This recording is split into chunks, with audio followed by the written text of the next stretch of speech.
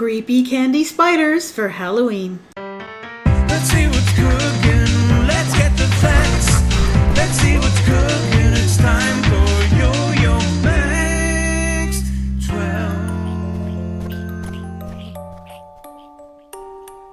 Hello everyone. These spiders use very simple ingredients, and basically for the legs and for the glue that's going to hold everything together, we're using these Werther's Originals candies. These are hard caramel candies, caramel flavored candies. You could use any hard candy for this. It's just that these particular caramels have a great brown color, which is good for spider legs, in my opinion. Spread them out on a cookie sheet covered with a silicone mat. You'll need quite a bit of space around each one, and then put it in the oven at 325 until they are melted.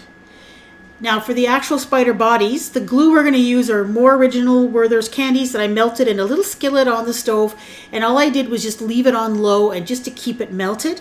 And then I used a toothpick to put a little dollop of that melted candy on a macadamia nut. And then I attached a peanut, just pressing the two pieces together and just holding it until the candy hardened, and that happens very, very quickly. Here's a close-up of that. You just press the peanut into the caramel and hold, and within seconds that caramel will be hard enough to be able to put it down, and you have a completed spider body. Now if you want, you can add a little bit more melted caramel just to make sure that that connection is nice and strong and that they are not going to detach. Probably a good idea. Now here are the caramels out of the oven. They are melted. They'll just start to have a couple little bubbles in them. That's when it's perfect. You want it to be quite liquid because it hardens so quickly. Then take a toothpick, and there's two ways of doing this. You can take a toothpick and then draw it out with the toothpick, and then you're going to make a little L shape or a little crook in the leg shape. So up and then 90-degree angle downward. And there you go, two spider legs. And if you want to thicken them up, just run more caramel down the leg, just like that. And as it cools, you can start to mold it and you can start to move it around a little bit. And that brings me to the second method of making these spider legs. You can wait till this caramel cools down enough so that it's still pliable, but not so hot that you won't completely burn your fingers off.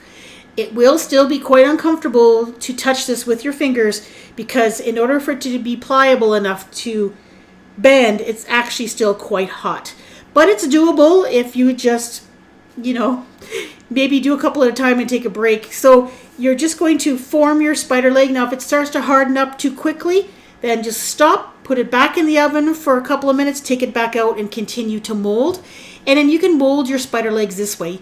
You may end up with more uniform looking legs with this method, and the lady's website that I saw where I found this idea, this is how she made them. She molded them with her fingers. I found that just the pull and draw and turn method with a toothpick worked best for me. It was certainly faster, and then you just kind of break them off once it's cool enough and you have a completed spider leg. And the caramel kind of gets to a sweet spot where it's just pliable, but not too pliable. And you're able to make spider legs like one leg, boom, done. And this takes a little bit of patience. You end up having to put them back in the oven quite often to remelt the caramel. And make sure you have 8 legs per spider because that's how many they have. And make sure you make lots of extras because these things are quite delicate after they're cooled. They're quite delicate. If you drop them, they will shatter. So once your legs are done, you're going to assemble your spider. I made this special spider assembly station by taking a paper towel roll. I cut it and I just made it a little bit smaller and taped it up.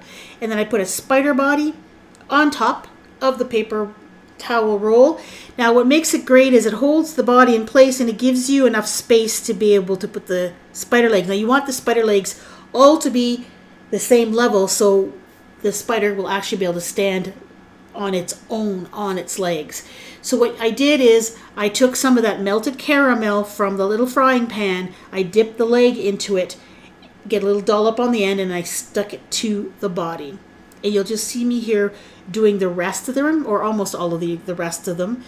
And you have a couple of seconds of time when you first stick that leg on there to move them around a little bit to change the angle.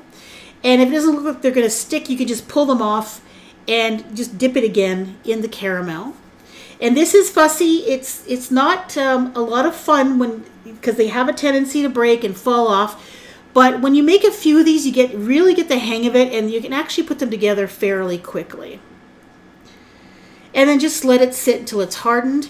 And what I did is I took the completed spider and I added a little bit more of that melted caramel just on the top and near the edges of the legs to fill in any big gaps and just to make it more solid. Now we're going to paint these so that they look like spiders. You put a little bit of vodka into a little container, and you're going to add a couple of drops of brown food color. Now, why vodka and not water? The vodka will evaporate when you put it on the spider and just leaving behind the food color. If you use water, the water will start to dissolve the caramel, and then your legs will fall apart. That's why you use that alcohol. And I'm using a paintbrush that I only use for food-related stuff in my kitchen, and I'm just going to paint your spiders the way you think they should look. And I just added a little bit of food coloring on the tops of the legs, and I made sure the peanut and the macadamia nut were completely covered. And you can put a couple of layers of this on there if you'd like, just to darken it up a bit. And this part is where you can get artistic and you can do whatever you like with these. And then your spiders are done. You just let them sit for a couple of minutes just to let the vodka evaporate, and then they'll be nice and dry. And there's a completed spider. Now, these things are best made and eaten the same day. Now, the reason I say that is if you live in a humid climate, that caramel will start to melt. After 8 hours or so, the legs will start to melt because of the humidity. There's not much you can do about that. Now, how do you eat these? Well, you can pick the legs off one at a time, or you can kill the spider by smacking it and then just eat the body parts afterwards. And here's a little group of some of the ones that I made. I like the one in the front the best. Now, if you vary the height of the legs, it looks like it's walking. The one on the upper right looks more like a little scorpion to me because they're all kind of level. The legs don't stick up quite enough. I brought in a little birch log to make it look like a little nature scene. And then I brought them outside for a outdoor nature shoot. These were some little mushrooms that were growing on my front lawn, so I put the little spider there. I thought it looked really, really realistic when it was in a natural environment.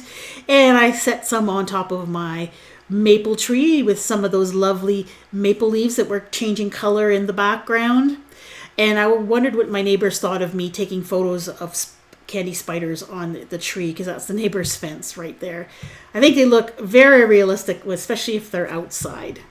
I was quite happy with the way these turned out. They are time consuming and a little bit frustrating at the beginning until you get the hang of working with that caramel. But if you do a few legs at a time until you get enough of them and then putting it all together, people will be impressed with this when they see them. I think that they'd be great for a Halloween party. Now here's another spider related video that I made for Halloween. I think it was last year. These are Black Widow spider cookies.